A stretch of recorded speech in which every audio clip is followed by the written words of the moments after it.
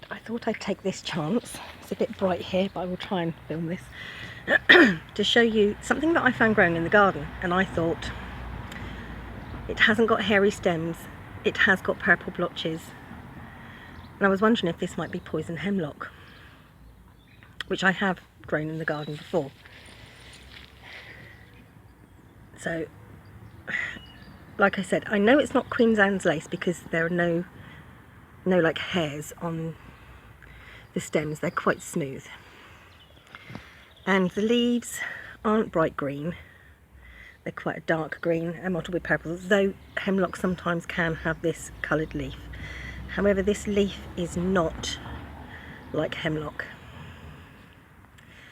and most importantly, this plant does not smell like wrap droppings. As you can see, this is a younger plant. This is obviously grown from this year, and the stem is purple. Hemlock, poison hemlock, doesn't get the purple blotches on until later on in the growing season. So this is not hemlock. And just to prove it with my bare hands, I have already actually done this with gloves on. It's a shame there's no smell-o-vision, but it smells, it doesn't smell like parsnip, it smells more like, there's a slight sweet smell. It smells a little bit grassy and a little bit faintly aniseedy. So, and the flowers are just coming up on here. So give me another few months and I'll be able to identify this properly. Like I said, it's not Queen Anne's lace because it hasn't got the the furry things. I've got a funny feeling this actually might be coriander. I think it might be coriander. I shall see when the flowers come up and see if they seed. So yes, this, not hemlock, but coriander. In fact, that that looks like coriander. But I don't know if that's the same plant. It could be. So there we go. Just thought I'd take that through, and like I said, I did crush some leaves earlier, and I did not do it with my bare hands just in case. Like I said, this stem does look a lot like poison hemlock. However, this stem doesn't. This being the younger stem. The younger stems don't develop any purple spots until they are much older. So there we go. Not poison hemlock, probably coriander.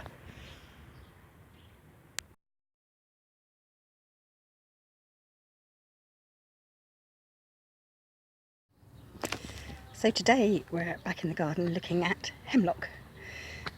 Not that, that's lupins. This is hemlock. Now I did one about fennel and how similar fennel can be to hemlock, but obviously it flowers a lot sooner. So now I'm going to compare it to some other things such as Queen Anne's lace, wild parsley, wild parsnip, that sort of thing. So first thing you'll notice is that there, I'm trying not to touch this, there are no hairs on the stems, and especially on the older growth there's a lot of purple blotches. So that's the two main things to look out for. No hairs on the stem, purple blotches. Now the other thing is the time it flowers. I live in the south of England, so this flowers in around about June, and it will keep on flowering through to about August. And you see the white flowers, I will touch it, I will wash my hands afterwards. Even touching the plant can cause blistering. They're very, very tiny. And it's not a true umbel. Let's pick that up. It's not a true what they call an umbel because it doesn't, although each separate one does. See, this is an umbel. As a whole it doesn't. So the next thing is the leaves. Now I should mention that the stems are hollow. But I'm not going to break this open just to show you. But trust me, the stems are hollow. Now the leaves, you can see, are quite fern-like. If I can get this to focus. The leaves are quite fern-like. Let's do this one. There, you can see the leaves are quite fern-like. But they come off the stem opposite one another. If this was wild parsnip, I do believe it would come up in one fern-like protrusion rather than having it on a stem coming off each side. So once again, this is hemlock. It's poison hemlock, and it is dangerous, which is why this one has just been dug up from my garden. It will be going into my poison garden, which is shut off from my grandchildren, even though they know not to touch Nonna's plants. So there we go, hemlock. What I also have, if I can jump over here, in here, stepping over my lupins, this here is black nightshade. It's just beginning to have some little pips on it. The flowers are white, and it's not deadly nightshade, it is black nightshade. There we go. Now, the same flowers can be found on woody nightshade, also known as bittersweet. Unfortunately, you can see mine is very droopy.